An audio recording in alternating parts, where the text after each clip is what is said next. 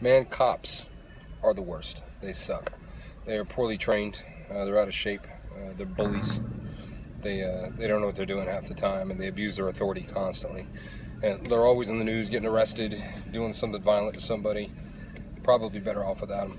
I mean, I spent 11 years in law enforcement, my entire career, and I finally retired. I just had to get out because I loved it, actually. But I had to run my gym full time. I was blessed to be able to do that and be able in a position to do that. And here's that thing about folks who are going off on that rant. I'm blessed to have friends on both sides of the political spectrum. So on my social media feed, I see everything from, man, cops are the best, we should thank them every day, to cops are the worst people I've ever met. And generally, among my friends, I'm the only police officer that they really know well. And that's very common. There aren't a lot of police officers compared to general population. So I think that's one of the inherent problems, is that folks just don't know enough police officers to know that they're good, decent folks. People all the time, when they meet me, they get to know me, they say, man, you're not like most cops. And I have to laugh at that. I say, I've trained cops all over the country. I'm exactly like most cops. I am atypical, or I should say I'm typical for cops. That's, most folks are just like me or you. So here's one of the things I would like people to consider when they're thinking about how cops are terrible. We see cops on the news using violence justifiably all the time. We see cops on the news using violence unjustifiably. Both of those things happen. There are going to be evil men and good men in any profession, any walk of life that you find. And I hate to bring you a few bad apples here. I hate to kind of look at it that way, but here's what I want people to consider. In my career, over 11 years, I arrested police officers when I found them doing things illegal. In my department alone, there were 3 officers arrested.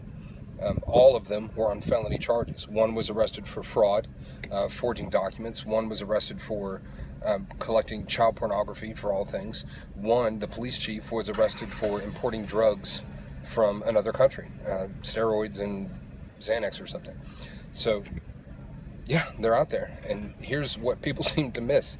You know how they got caught? You know where they went to jail? Other cops. Other cops found out what they were doing. Other cops discovered their criminal activity, and other cops brought them to justice. Okay? The system worked. So we had people inside of law enforcement that we didn't want there. And as much as that angers the general public, I promise you, it angers law enforcement to the nth degree, that much more, because that person is shaming my profession. That is not a person that I want in law enforcement. You try to weed those people out, and when you can't do it before they start, you do it as soon as you possibly can. So, often missed fact of the world. You have big boys and girls, put on the big boy pants, because you're going to find bad cops. They're going to be evil cops. They're going to be cops that commit murder. They're going to be cops that steal. They're going to be plumbers that murder, plumbers that steal. They're going to be attorneys and doctors and lawyers and churchgoers and pastors who rape and murder and steal. It's a tough world to be in.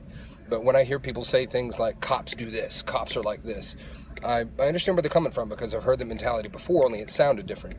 It sounded like white people do this, black people do this, Asian people do this. It's that very same narrow, bigoted mindset that we apply to a broad spectrum across the board.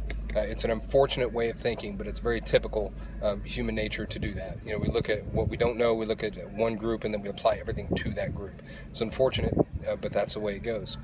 I saw in my law enforcement career, I saw people, put it this way, 99% of the people, now people say statistics can lie. I compiled the statistics for my department on use of force, so I know they're not lying. If anybody who knows me wants to say that I'm lying, we'll have that conversation, I guess.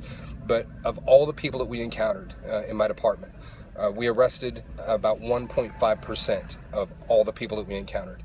Of that 1.5%, we used force in less than 1% of cases. Virtually no one was out to hurt us, and we were out to hurt virtually no one. But those numbers are relatively consistent across the country, with some different dynamics going on there. But that's just something I want folks to consider. When we look at those populations that are arrested, they're relatively small compared to the number of people that we actually contact. Very, very small, minuscule even. And again, when law enforcement goes sideways, it's law enforcement that sorts it out. So guys, thanks for listening. I hope can bring a little bit of understanding to that. And again, I love countering opinions and supporting opinions. So if we're having a discussion, let's let it go here. Stay safe.